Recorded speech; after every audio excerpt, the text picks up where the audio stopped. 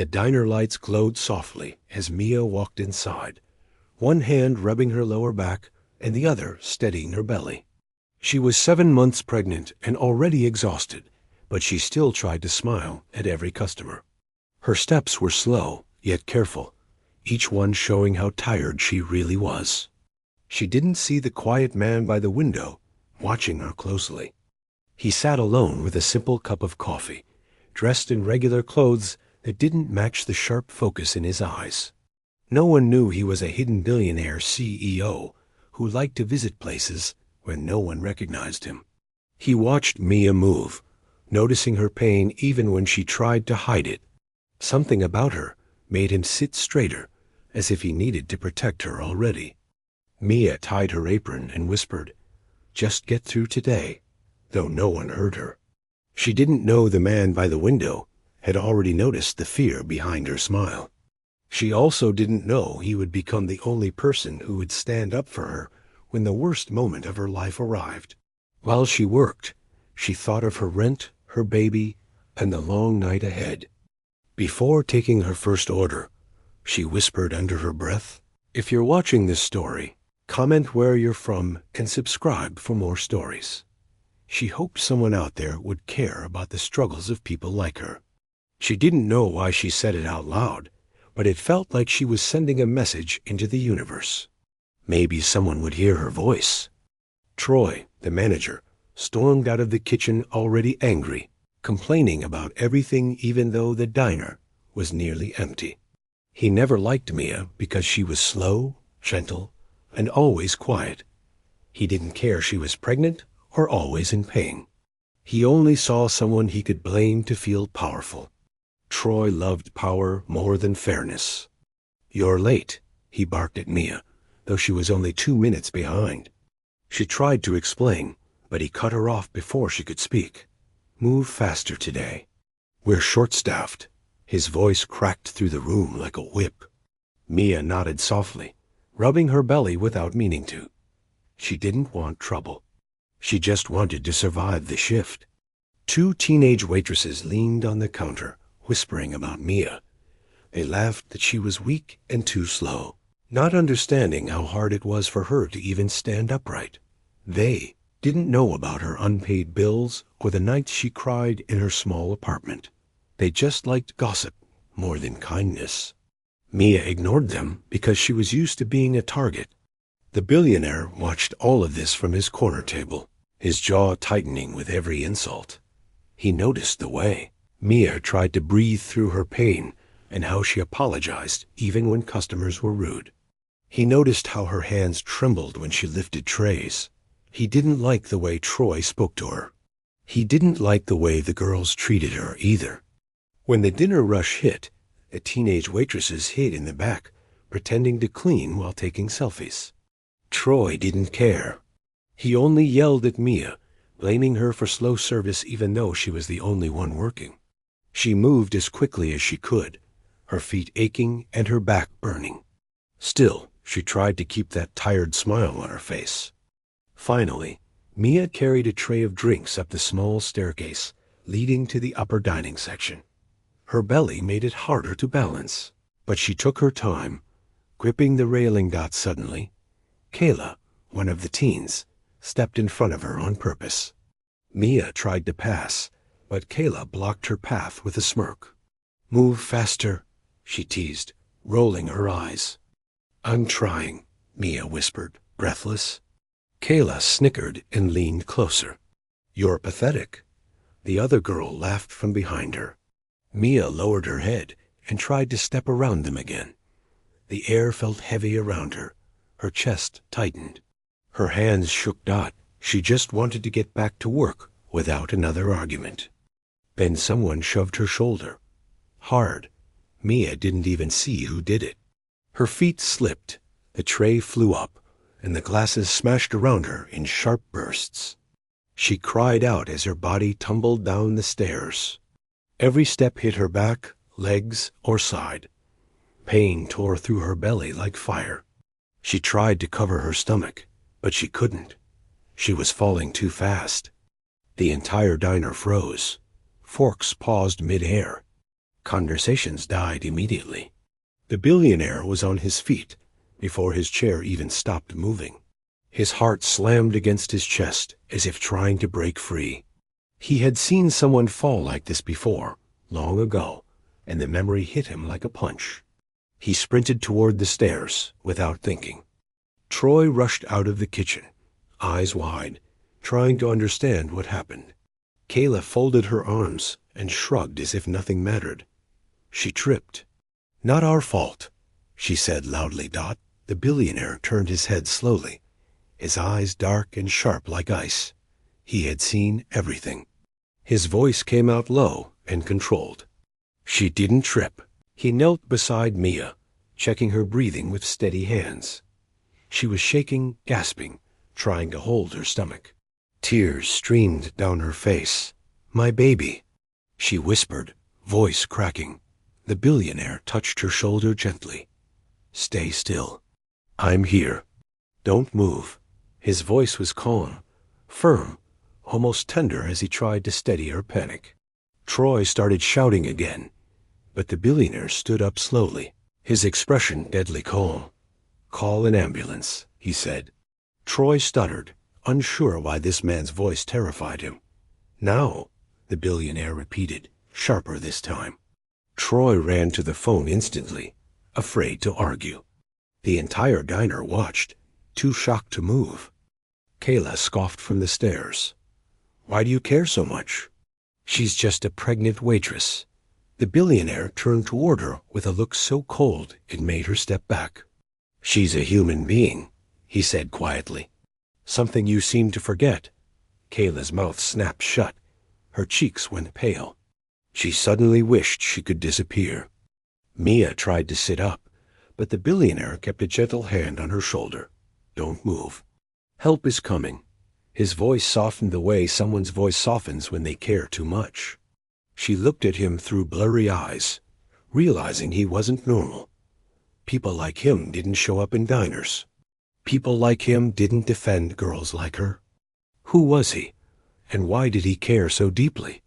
The ambulance arrived within minutes, but to Mia, it felt like hours.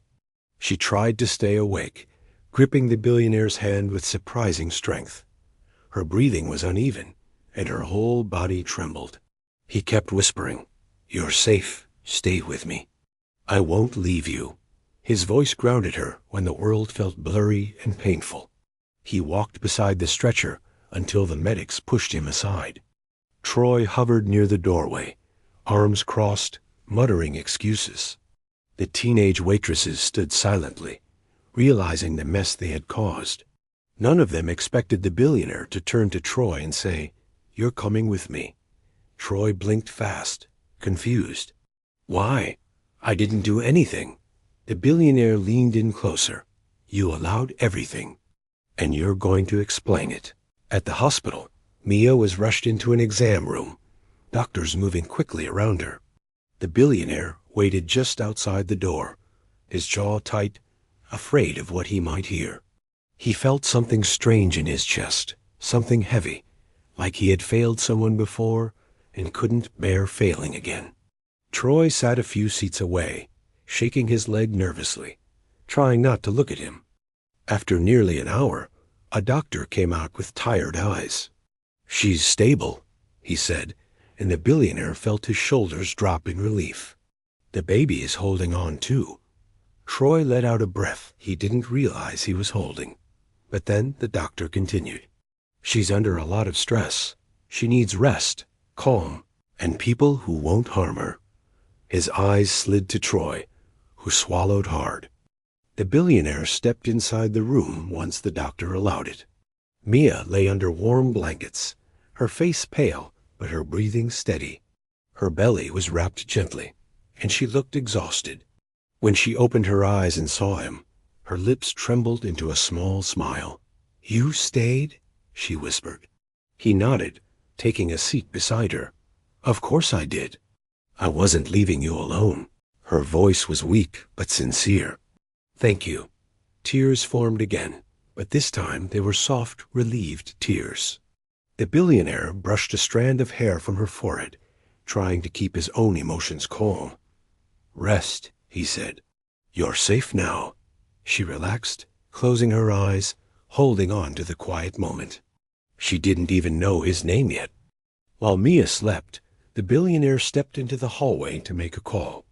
His tone changed, completely calm, but full of power. Bring the legal team, he said. We have a case of workplace assault, negligence, and harassment. Troy froze in his chair when he heard him. You can't be serious, he whispered. The billionaire turned slowly toward him. Oh, I'm very serious. Within an hour, 3 lawyers arrived in crisp suits. They didn't even look at Troy until the billionaire nodded. He's the one, he said. Troy's face drained of color. I didn't push her. He cried. It was the girls. They were joking, just joking. The billionaire raised a hand to silence him. You let it happen. That's enough. He pointed toward the exit. You're done. The teenage waitresses, Kayla and Bree, arrived after Troy texted them in panic. They burst in with excuses and fake tears, begging not to be blamed. But the billionaire's calm stare cut through every lie. You pushed a pregnant woman, he said. You put her baby's life at risk. The girls tried to argue, but their voices kept cracking. The truth was too heavy to hide. While the lawyers handled the legal mess, the billionaire returned to Mia's bedside. She woke again, slower this time, taking long breaths. Are you okay? He asked gently. She nodded. Just sore. Her hand drifted to her stomach. The baby? He smiled softly. Strong. Just like the mother. Mia looked away shyly, touched by the kindness in his voice. She hesitated before asking, Why did you help me? You don't even know me. The billionaire leaned back, his eyes thoughtful. I had someone once, someone I couldn't save. His voice softened with old sadness. When I saw you fall, I knew I had to do something this time. I wasn't going to lose another life because people looked away. Mia felt warmth spread through her chest. Finally, he introduced himself. My name is Julian. She blinked. Julian, like Julian Reed? She asked quietly. The famous name hovered in the room. He nodded a little, almost embarrassed. Yes, but I don't like using it. Mia stared at him, trying to understand how a hidden billionaire ended up in a small diner on a random weekday. Why come there? She asked. Julian shrugged lightly. To see how people treat others when no one important is watching. His voice was gentle but firm. And today, I saw something I can't forget. Mia swallowed, remembering the fall, the fear, the pain. I thought my baby. I thought everything was over. He placed a hand over hers. It's not. You're not alone anymore. The next day, the hospital released Maya under special care instructions.